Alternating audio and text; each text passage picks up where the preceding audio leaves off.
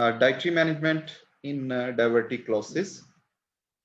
Diverticulosis is basically a condition that develops when pouches, which are known as diverticula. If it is a single pouch, then it will be called diverticulum. And if they are more than one, then we will call them diverticula, form in the wall of colon. So the problem is in the colon, not in the small intestine or any other part. Uh, and you know that colon is the component of large intestine. These pouches are usually very small, and if we look their diameter, they can range from 5 to 10 millimeters. So these are very small in structure, but they can be larger if the condition is chronic. In diverticulosis, the pouches in the colon wall do not cause symptoms. So we call this asymptomatic diverticulosis. So you can see here, these are some sorts of, it is the interior of the colon, and you can see here pouches are diverticula or sacs-like structures, they are highlighted. So these are the interiors, and when we will see the exterior, then these things will be more clear. Let's further explain this disease. Diverticular disease is a condition that occurs when a person has problems from small pouches or sacs that had formed and pushed outward through weak spots in the colon wall.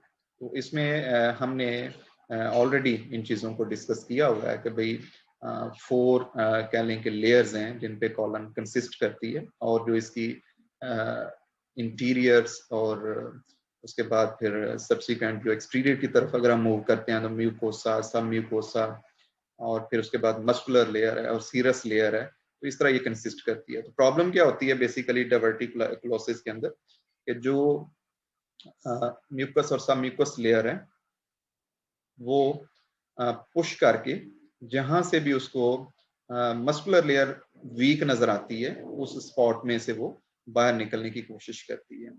और ये as के साथ साथ problem बढ़ती जाती है, और definitely ये डिपेंड कर रही होती है कि हम क्या चीज़ें, हमारी डाइटरी हैबिट्स क्या हैं, हमारा लाइफस्टाइल क्या है, क्या हम फ्लूइड का इंटेक बेहतर करते हैं, क्या आप फाइबर रिच फूड जो उनको यूटिलाइज करते हैं, या हम ज़्यादातर रिफाइंड फूड्स की तरफ tilted हैं. So each pouch is called a diverticulum and multiple pouches are called diverticula. If you have these pouches, you have a condition called diverticulosis. So simply having pouches without inflammation will be diverticulosis, and having pouches with inflammation or infection will be known as diverticulitis. Diverticulosis is a common disorder, especially in older people, and condition is rarely seen in people under the age of 30, and is most common in those over 60. However, both men and women are equally vulnerable. We can't say that is more common in male or less common in female. Some experts believe that abnormal contraction and spasm. अब spasm क्या होता है basically, ये intermittent high pressure in the colon, यानी मुस्तकिल pressure एक जैसा नहीं रहता, कभी ये ज्यादा बिल्ट हो जाता है और कभी कम हो जाते हैं. तो इंटरमिटेंट हम इसी को कहते हैं, अप्स एंड डाउन्स जो आती हैं, और नॉर्मल कंट्रैक्शन डेफिनेटली इसमें वो भी रोल प्ले कर रही है. तो ultimately it may cause diverticula to form in a weak spot of the intestinal wall. If we look at the causes, so low fiber diets basically they are considered the main culprit in the development of diverticulosis. Uh, and this conclusion has been drawn from the comparative study.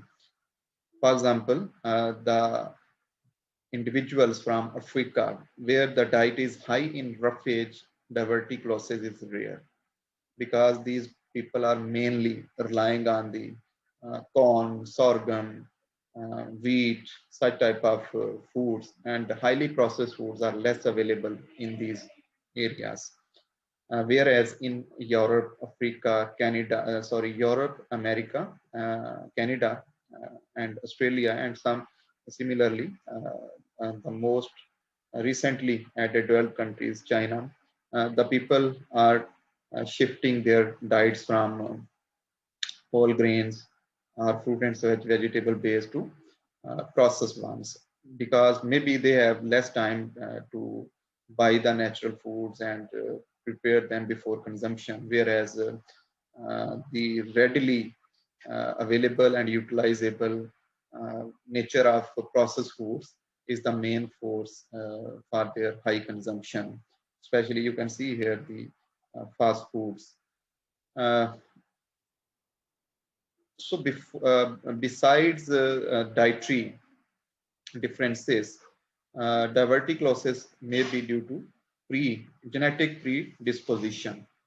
Genetic predisposition, it is also known as genetic susceptibility, and it is an increased likelihood of developing a particular disease based on person's genetic makeup.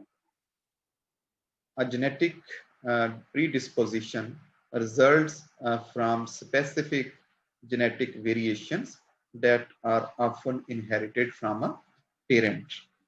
So, besides genetic predisposition, we can also refer it due to typical dietary and lifestyle or pattern observed in specific homes.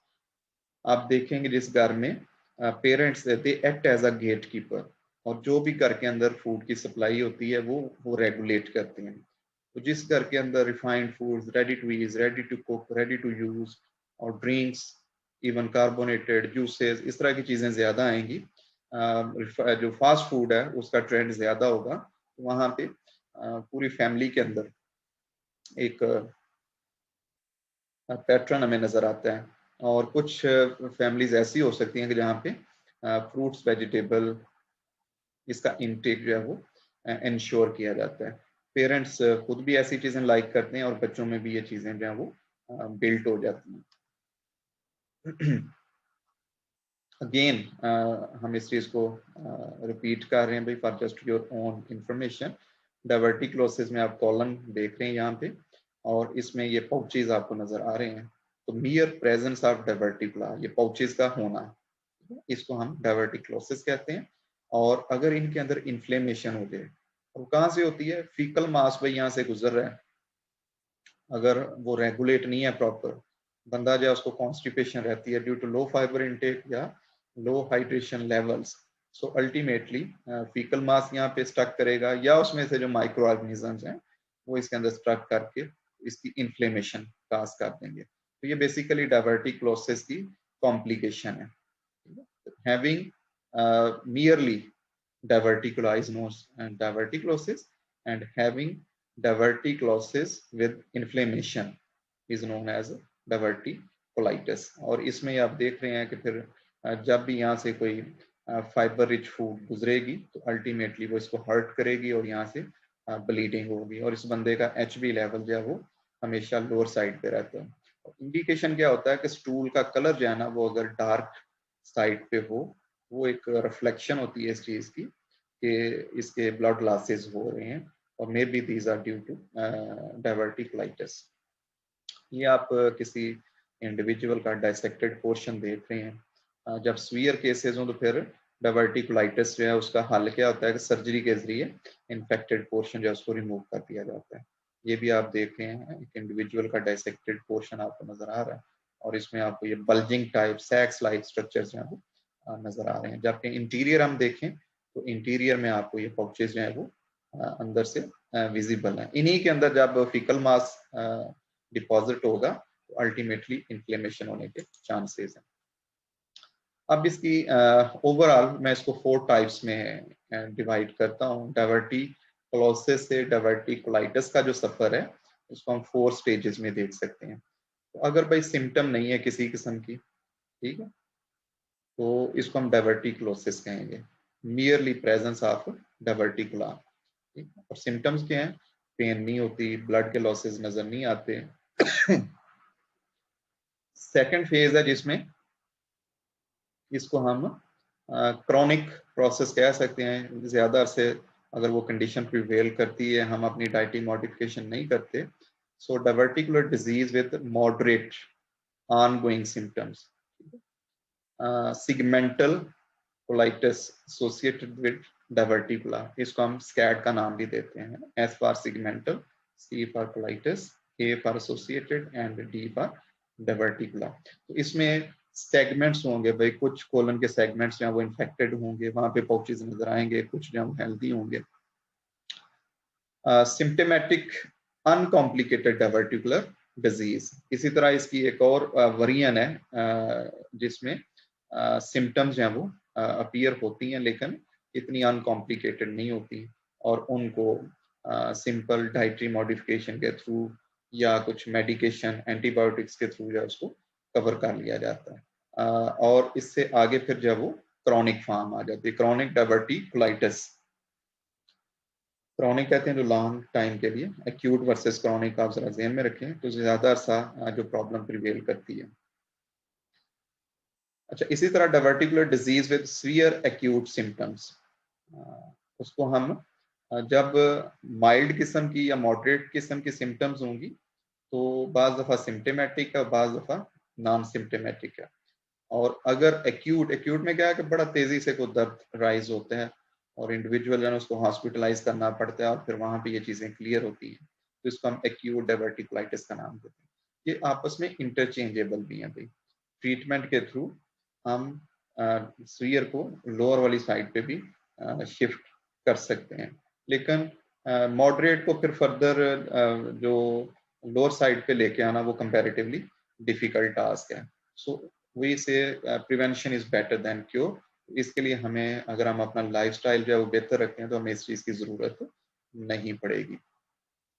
Last phase जो है इसको हम diverticular disease with very severe acute complications, and it is basically a emergency situation, and in this case complications are there and maybe surgery will be the solution. So basically these are 4 phases or you can say stages from diverticulosis to diverticulitis.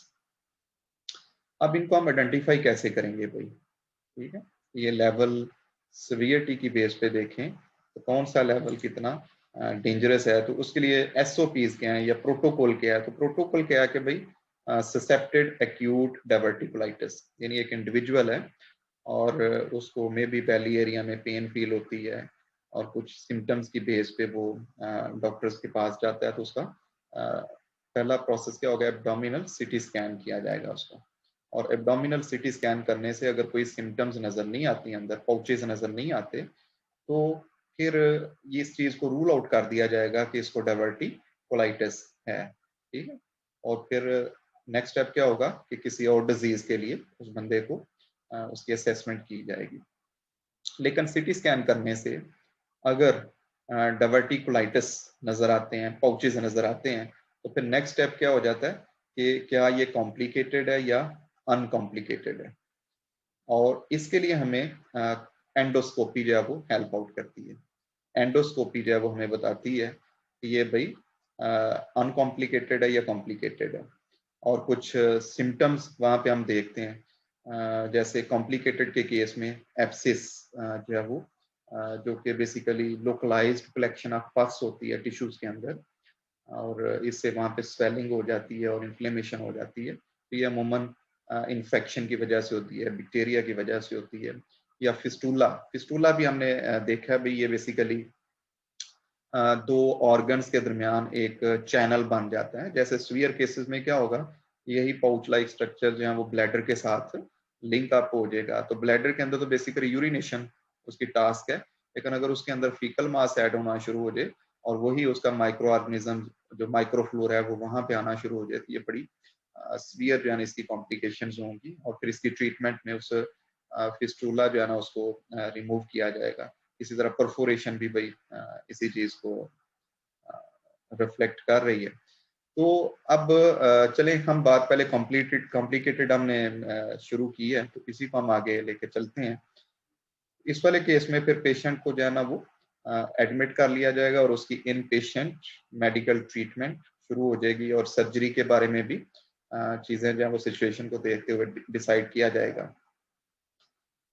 तो अब एक situation तो वो है कि जिसमें complete removal of diverticular portion, ठीक है, और उसमें फिर फॉलो अप नहीं रिक्वायर्ड क्योंकि हमने इन्फेक्टेड हिस्सा निकाल दी है, तो फिर इसके लिए दोबारा विजिट करना और इस हवाले से बात करना वो फजूल हो जाता है। और इनकम्प्लीट रिमूवल में फिर फॉलो अप विजिट्स भी रहते हैं ताकि इन केस अगर डिजीज मजीद जो है वो एग्जिस्ट करती है या अपने आप को अपीयर करती है तो फिर उसको उसका मसला जो है वो हल किया जा सके। Uncomplicated case में again we will see the symptoms. So if the mild symptoms are there, only outpatient care is required. Outdoor by medicines बंदे को दे के और लिक्विड डाइट उसको सजेस्ट की जाएगी कुछ दिन के लिए और ओरल एंटीबायोटिक्स आगे मैं डिस्कस करूंगा आपके साथ कुछ एग्जांपल्स, तो उसको घर भेज दिया जाता है भी। और इसी तरह अगर सीवियर सिम्टम्स हैं और इसमें सीवियरिटी हमें कैसे पता चलेगी कि कोई और बीमारी तो नहीं इस बंदे को साथ एग्जिस्ट कर रही, या इम्यूनो सप्रेशन तो नजर नहीं आता उसका, कोई बायोमार्कर्स तो नहीं ऐसे जो हम ये बताएं कि उसका इम्यून सिस्टम जो है वो सप्रेस हो रहा है, तो फिर उसको इन पेशेंट केयर चाहिए होगी और इसके लिए उसके बाउल को कुछ अर्सा के लिए रेस्ट दिया जाएगा। और वो कैसे हो सकता है कि वहाँ पे हम ओरल इनटेक जो है ना फूड का उसको रोक देते हैं और इंट्रावेनस सिस्टम के थ्रू जो है उसको न्यूट्रिएंट्स प्रोवाइड किए जाते हैं अलॉन्ग विद एंटीबायोटिक्स। इसके बाद इसकी रिमिशन ऑफ एक्यूट एपिसोड्स इसको देखा जाता है और इसके बेस पे हमारे पास फिर ऑप्शन जो हैं वो दो एग्जिस्ट करते हैं कि कंसीडर ऑनगोइंग ट्रीटमेंट विद मिज़लामीन। ये भाई एक एंटीबायोटिक है ब्रॉड स्पेक्ट्रम जो इस पर्पज के लिए दी जाती है। और सेकंड ये हो सकता है कि उसकी क्लिनिकली मॉनिटरिंग की जाए विद कोलोनोस्कोपी और फीकल काल्प्रोटेक्टन। अब इनकी बेस पे फिर देखा जाएगा कि अगर तो ये परसिस्टेंट एक्टिविटी जो है वो एग्जिस्ट करती है तो फिर उसको कॉम्प्लिकेटेड जो है वो कंसिडर किया जा सकता है। तो अब ये देखें कि एक इंडिविजुअल वो है कि जिसको पहले दिन ही कॉम्प्लिकेटेड डिक्लेयर कर दिया गया और दूसरा इंडिविजुअल वो है कि जो उस वक्त अनकॉम्प्लिकेटेड था और किसी हद तक माइल्ड सिम्टम्स थी या किसी को एडवांस सिम्टम्स थी, तो उसका ट्रीटमेंट शुरू कर दिया गया। लेकिन अगर वो प्रॉपरली उसकी ट्रीटमेंट नहीं की जाती, उसमें डिले किया जाता है, तो फिर वही इंडिविजुअल जो है वो दोबारा कॉम्प्लिकेटेड फॉर्म में शिफ्ट हो सकता है। अब दो टेस्ट का मैंने यहाँ पे जिक्र किया था तो मैंने बेहतर समझा कि मैं आपको थोड़ा सा क्लैरिफाई कर दूं। Abdominal CT scan, it is also known as CAT scan and these are a type of specialised X-rays and they help doctors to see the organs, blood vessels and bones in the abdomen। तो ये individual इसका आप यहाँ पे CT scan देख सकते हैं कि इंटीरियर जो हमें उसके ऑर्गन्स और बोन्स जो हैं वो नजर आ रही हैं। यहाँ पे उनको डिफाइन भी किया गया है कि ये लिवर है, ये स्टोमिक है, एओर्टा, स्पाइन, स्प्लीन। और इस वाले में एक हेल्थ इशू है इस इंडिविजुअल को, इसका जो स्टोमिक बॉडी है उसकी पोस्टीरियर वाल जो है वो थिक हो चुकी है। तो you can see the difference here. ये उसकी नॉर्मल वाल है स्ट्रक्चर और यहाँ पे आप देखें तो आपको इसका स्ट्रक्चर जो है वो थिक नजर आ रहा है, ठीक है। और फिर इसके बाद फिर आगे इसकी काजेस की तरफ जो है वो डॉक्टर्स और इसके ट्रीटमेंट की तरफ जो है वो मूव करेंगे।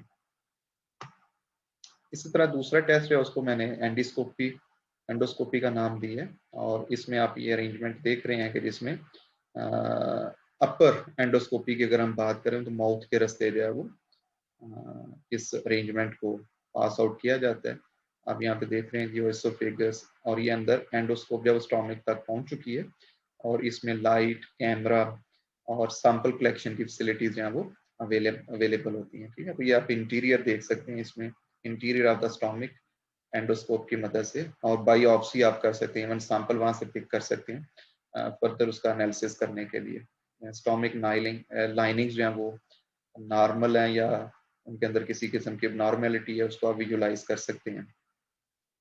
और ये चीज़ें मॉनिटर के ऊपर जो है वो नज़र आ रही होती हैं। ठीक है, तो ये एक रियल टाइम सेटअप है जिसमें आप पेशेंट जो है उसका आप देख रहे हैं कि उसका ये टेस्ट जो है वो कंडक्ट किया जा रहा है। तो this is basically the insertion of a long thin tube directly into the body to observe an internal organ और टिश्यू इन डिटेल। तो जो चीजें हमें अंदर नजर नहीं आ रही होती हैं वो हम देख सकते हैं। It can also be used to carry out other task like imaging and minor surgery. Endoscopes are minimally invasive. ठीक है, मतलब इसमें ओपन सर्जरी नहीं है कि पूरा एक कट लगाया जाएगा, बल्कि उतना बाज जगह पे एंडोस्कोप्स हैं वो कुछ सर्जरी के लिए यूज किए जा रही हैं। जैसे गाल स्टोन्स का रिमूवल है तो उसमें भी ये मेथड यूज किया जाता है, और इसमें 3-4 जगह पे स्मॉल होल्स बना के वहां से ये अरेंजमेंट्स हैं इनको इंसर्ट किया जाता है। And this can be inserted in the openings of the body such as mouth और anus. So doctors will decide what type of endoscopy is required. अगर स्टोमिक वगैरह तक जाना है तो फिर माउथ वाला सिस्टम जो है वो बेहतर रहेगा, और अगर कॉलन वगैरह वाली साइड जो है उसको देखना है तो फिर उसके लिए जो एनएस जो है वो चॉइस होगी एंडोस्कोप के लिए। तो अब एक हमारा जो टिपिकल पैटर्न होगा, हमें जितने भी हेल्थ इश्यूज भाई आपके साथ 1 बाय 1 डिस्कस करने हैं, तो इनमें हम सबसे पहले ऑब्जेक्टिव देखा करेंगे। और एग्जामिनेशन पॉइंट ऑफ व्यू से भी आपसे मैं एक्सपेक्ट करता हूं कि मैं अगर पूछूं कि फलां हेल्थ इशू में डाइटरी ऑब्जेक्टिव क्या है, तो you should be very much clear, क्योंकि यही चीज़ क्लियर होगी तो आगे सारा डाइट प्लान बनाना और फूड चॉइसेस देना वो बड़ा ईजी हो जाएगा। So in this case main task is to provide high fiber foods, और पर्पस क्या है? To prevent diverticulosis. ये एज अ प्रिवेंटिव भी हो सकता है। अभी आपके पास एक बंदा वैसे अपने चेकअप के लिए आता है, डाइटरी असेसमेंट के लिए आता है, तो आप उसको हाई फाइबर डाइट जो है वो जरूर सजेस्ट करें ताकि इस तरह के प्रॉब्लम्स ना हो।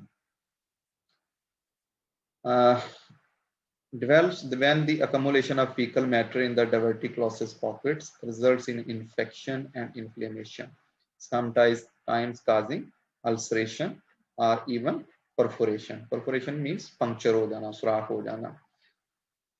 यूजेज अगर इसका हम देखें तो diet contains high fibre foods, और इस ऑब्जेक्टिव को हम कैसे अचीव कर सकते हैं कि हमने हाई फाइबर फूड्स जो उनको डाइट प्लान में ऐड कर देना है, so that soft bulky stool can be produced. और इसका फायदा क्या होगा?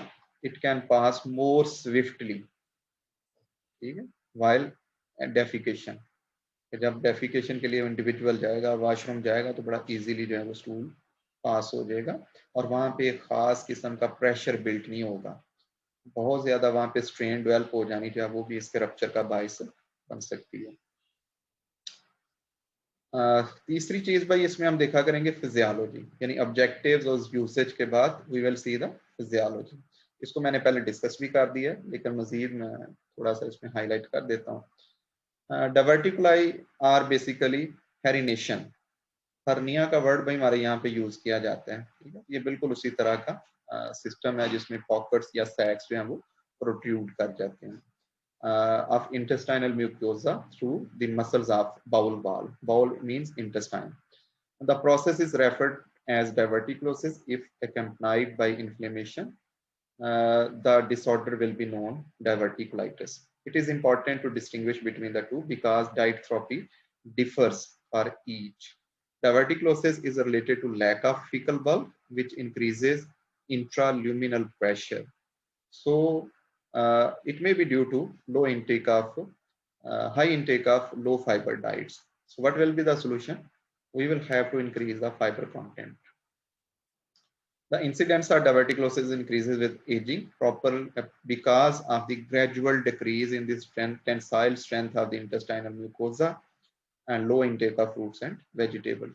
तो हमने बात की थी कि 30 ईयर्स तक जो है ना वो कम नजर आती है, और 60 प्लस में ये बीमारी ज्यादा नजर आती है। उसकी वजह यह है कि उस वक्त फ्रूट्स एंड वेजिटेबल का इंटेक जो है वो कम हो जाता है। मे बी इंडिविजुअल जो उसको डाइजेस्ट नहीं कर पाता, या उसका जो डेंचर्स या दांत जो है उसके वो बकल कैविटी या प्रॉपर काम नहीं कर रही कि वो इसको इंटेक कर सके, तो वो लिक्विड पे शिफ्ट हो चुका होता है। डाइटरी चॉइसेस उसकी कम हो जाती हैं सिर्फ इस प्रैक्टिस की वजह से। और सेकंड जो है वो एजिंग एक रियलिटी है भाई, एजिंग के साथ साथ सारे ऑर्गन्स जो हैं वो लोअर साइड पे अपने फंक्शंस में जाते हैं, वियर एंड टियर हो रही है बॉडी के अंदर। इसी तरह जो टेंसाइल स्ट्रेंथ है भाई इंटेस्टाइनल म्यूकोसा की, वो भी वक्त के साथ साथ कम हो रही होती है। तो वी कैन से कि ये बीमारी ज्यादा जो है वो ओल्ड एज में इन 2 फैक्टर्स की वजह से होती है। अब मॉडिफिकेशन क्या होगी कि इसमें हमने हाई फाइबर डाइट की तरफ जाना है, जो कि हमें fruits, vegetables, pulses, whole grain products उनसे ये अवेलेबल है। ये रोटी चपाती तो ठीक है, नान की हद तक आप ना जाएं, क्योंकि नान जो है वो रिफाइंड प्रोडक्ट है। पोरेजेस बेसिकली फाइबर रिच होते हैं। It is recommended to gradually increase fibre content in diet. Suggestion क्या होती है कि यकदम ना बंदे को इतना स्ट्रिक्ट कर दें, तो आहिस्ता आहिस्ता फाइबर इंटेक है उसको इंक्रीज करें। Soften the stool and helps prevent constipation, and it can also help decrease the pressure in colon. एक फैक्टर फिर हम ये देखा करेंगे कि जो हमने डाइटरी सजेशंस दी हैं, क्या उनके नतीजे में उस बंदे को माइक्रो और मैक्रो न्यूट्रिएंट्स हैं वो मिल भी रहे हैं या उनकी को कमी हो रही है। और अगर कमी हो रही होगी तो then we will suggest some supplements. ठीक है, तो based on individuals food choices the diet is adequate in all nutrients. Normally इसमें कुछ स्ट्रिक्ट रिस्ट्रिक्शंस नहीं लगाई जा रही। और अगर सीरियल्स हैं तो उनका रिफाइंड वेरिएंट छोड़ के फाइबर वेरिएंट जो है उसको कहा जा रहा है, या दालें हैं तो उनको छिलके समेत कहा जा रहा है। फ्रूट जूसेस की बजाय फ्रूट्स को इनकरेज किया जा रहा है। तो इस केस में हमें को स्ट्रिक्ट मॉडिफिकेशन नजर नहीं आती। तो it is expected diet will be sufficient in all nutrients. लेकिन एक रिस्क है कि जब हम फाइबर का इंटेक ज्यादा करते हैं तो फाइबर जो है वो चिलेटर का काम करता है और मिनरल्स को अपने साथ बाइंड कर लेता है, specially calcium, copper, iron, magnesium, selenium and zinc. So there are chances कि इनकी बॉडी में डेफिशिएंसी होगी, और इनकी जब डेफिशिएंसी होगी तो इसके रिस्पेक्टिव फिर हेल्थ इश्यूज होने के चांसेस हैं। तो इसका मतलब है कि फिर मे भी हमें सप्लीमेंट्स जो हैं वो सजेस्ट करना पड़े। Consumption of varied high fibre diet is suggested. तो पहली चॉइस क्या है कि फाइबर डाइट सजेस्ट करें, लेकिन उसमें वेरिएशन लेके आए। और सेकंड या लास्ट रिजॉर्ट क्या हो सकता है कि सप्लीमेंट्स सजेस्ट किए जाएं। लास्ट सेगमेंट भाई हर हेल्थ इशू का जो है वो फूड चॉइसेस का होगा, और इसमें हमने 3 कॉलम बनाने होंगे। एक कॉलम जो एक्सट्रीम लेफ्ट साइड पे, इसमें हम फूड ग्रुप्स मेंशन करेंगे, और सेकंड जो है वो फूड अलाउड और फूड रिस्ट्रिक्टेड। तो ये पाकिस्तानी डाइट मैनुअल है भाई, एक जो NIH national institute of health Islamabad में जो न्यूट्रिशन विंग है उन्होंने इसको पब्लिश किया हुआ है। तो मैं इसको basically as a source of information use कर रहा हूँ। तो first group is cereals and these include bread, cereals and grains. और इसमें हमने हाई फाइबर वाली चीजों पे चले जाना है, ठीक है, ब्रांड पोर्शन वाली चीजें।